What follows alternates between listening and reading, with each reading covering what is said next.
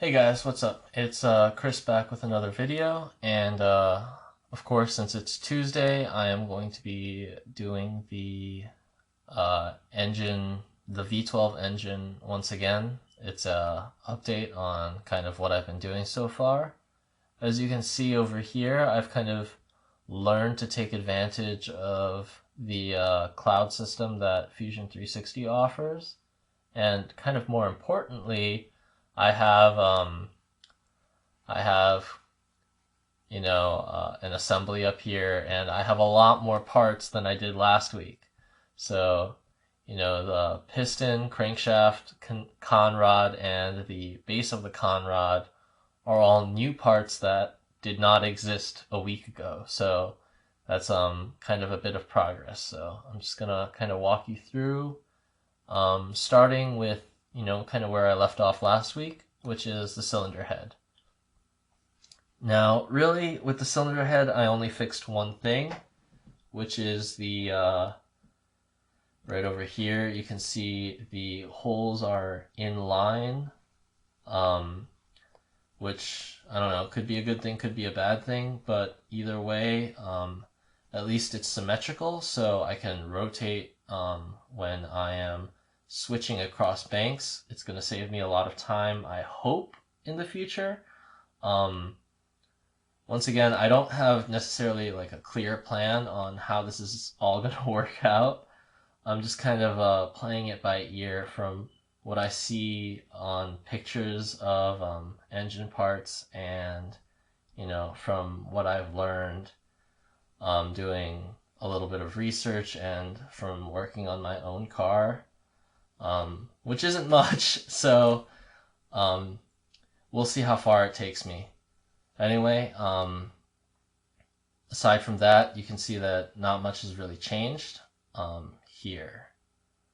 Um, and I kind of want to leave it at this point right now, just because I was, first of all, morale was a little bit low. I've been working on this for a few weeks now, and I didn't have any assembly last week, so I kind of wanted to have more tangible results. So that's one reason why I moved away. And the other reason I kind of moved away from this is I didn't have a very concrete plan for how I was going to design, the rocker arms and the the rocker arm springs, and the push rods. I didn't know how I was going to incorporate that into all of this.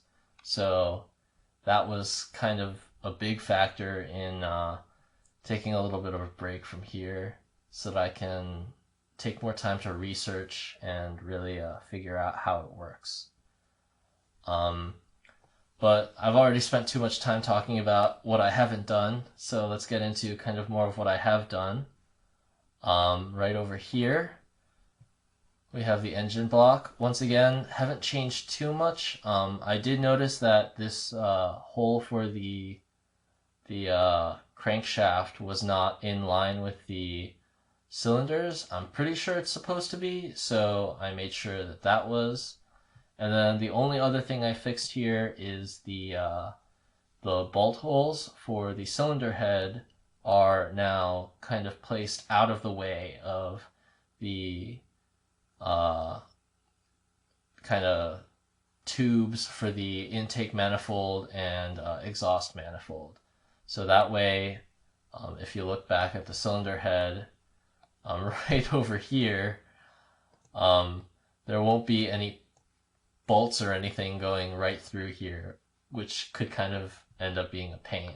So I took that out. But aside from that, this is more or less exactly the same part that you've seen the past couple weeks. So once again, don't want to spend too much time talking about what I haven't done. Let's just move on to some parts that I made from that didn't even exist a week ago that are now complete, or at least at the beginning stages. So I started out with the crankshaft. So this is my crankshaft version 1. The design is really simple.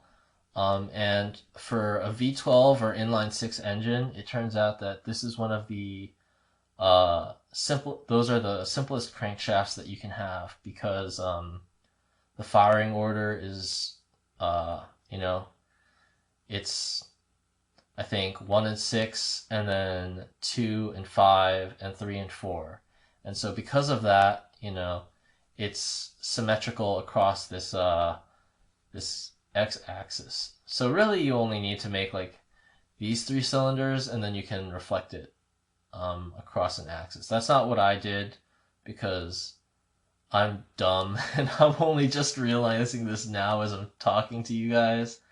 But yeah, that would have made it a little bit less time consuming, I guess. I managed to make do with, as you can see, rectangular patterns, and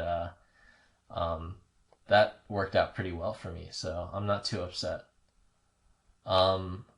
Aside from that, you can see that there are kind of these discs on the outside surfaces, which later we'll see will make it impossible to put this part in.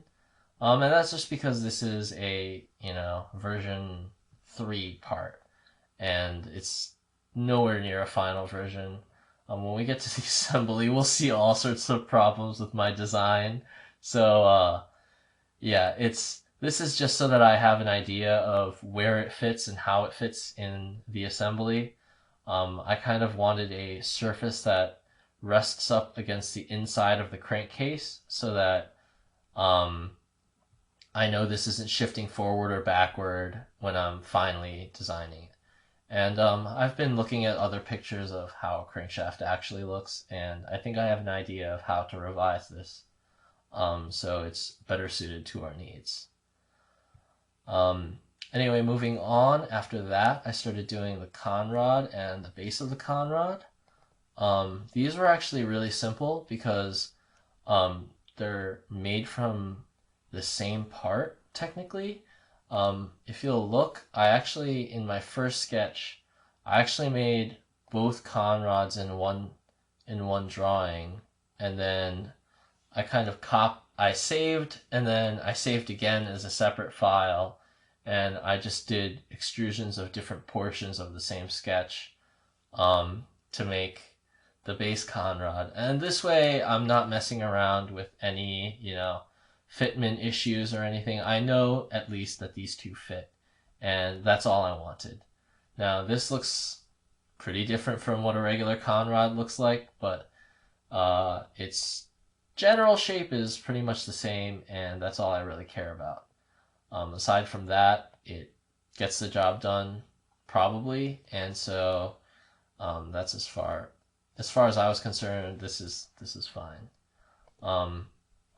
As you'll see, the base of the conrod, I'm not going to get too much into this once again because it's just it's made from the same sketch as the conrod. But yeah, this was a fairly simple part to make, and combined, these two probably took me maybe an hour of just from cross-referencing with the crankshaft and the engine block. But as you can see, I did not do enough cross-referencing. Keep saying we'll get to the assembly. One more part before we do that is the piston. This was probably the simplest part. It's literally just a cylinder. The bottom is a little bit more involved. I added some supports because it seemed kind of flimsy, and I don't like flimsy things. So I wanted to make something that might be, at the very least, sturdier if we were able to 3D print it. So yeah, that's kind of the design behind this, but it's really simple. There's a hole for a pin. Aside from that, it's just a flat cylinder that's going to slide through, or yeah, a flat-topped cylinder that's going to slide through the assembly. Alright, so finally we're going to get to the assembly, which is kind of goes to show how much work is involved in actually designing an engine, because I have nowhere near scratched the surface with how much I got done. One of the first problems you'll note is the cylinder position. This is actually top dead center, as you'll see when we flip it over. It's, close enough to top dead center that it should be nearly near this rim, reaching this flat surface out here, but it is barely even halfway through the cylinder. So that is the first issue. I think the intended stroke length I made was a little too much, especially considering the size of the bore, which is not too wide. So as you know, if I were to move this, the con rod kind of moves out. I did anticipate it would move out more, so I guess that's kind of why this journal is not too far from the axis of rotation. I could probably move it out more, which will give me more lift. Of course, I'll also need a longer con rod to deal with the fact that when it is at bottom dead center, it will be much lower, and then this piston will just fall right through. So there's a lot of work that needs to be done with the crankshaft already, and now that we're at the bottom here, we can kind of see why it would be impossible to fit the crankshaft with this boss over here and over here. Of course, sliding it in it needs to slide in more or less horizontally to put it in with these bosses over here. There's no angle you can finagle here. And it can't do that because there's an extruded surface right here. So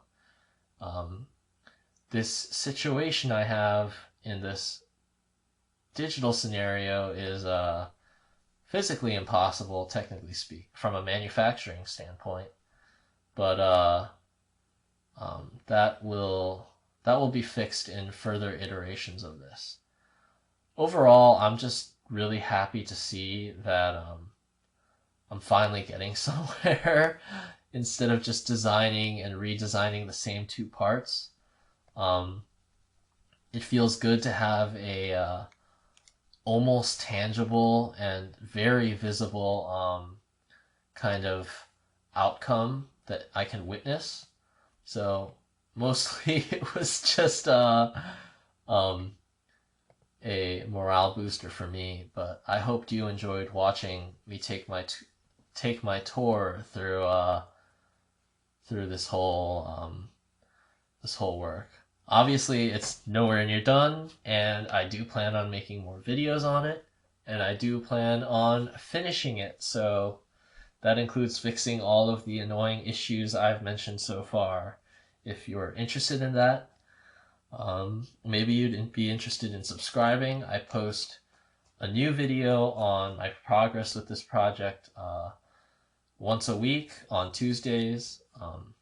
It's one of my favorite things I do right now because I'm basically stuck at home with this whole coronavirus situation. By the way, I hope you guys are all happy and healthy and safe and, handling the situation well. But yeah, thanks for watching. It's been basically 14 minutes now, and if you're here listening, then you've stuck through my rambling all this way, and that means a lot to me. So thanks for watching. Let me know what you think in the comments down below, and the following half an hour is just going to be a sped up version of me working on this project, so you'll be able to witness it yourself, and maybe enjoy a little bit of free music I got from YouTube's audio library along the way. Alright, it's been a real pleasure. I'll see you guys next week.